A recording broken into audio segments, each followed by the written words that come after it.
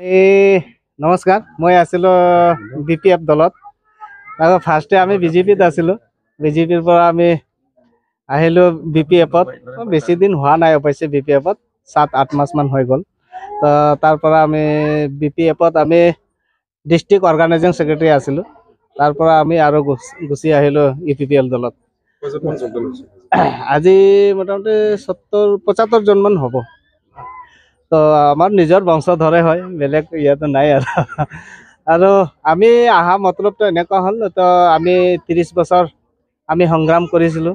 আমাৰ অস্ত্ৰ সংগঠন অভাৰ আৰু আণ্ডাৰৰ মিলি মানে কৰিছিলোঁ।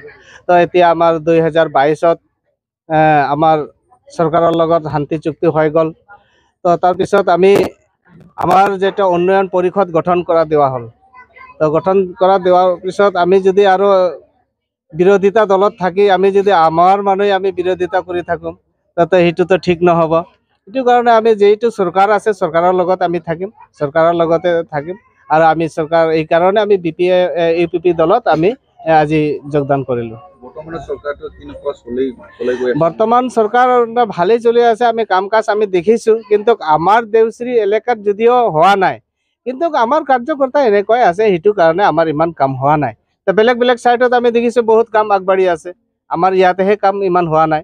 তো সেইটো কাৰণে আমাৰ চৰকাৰতো এইটো দোষ নহয়, এইটো হ'ল আমাৰ যিখিনি আমাৰ ইয়াত কাৰ্যকৰ্তা আছে সেইবিলাকেৰো দোষ।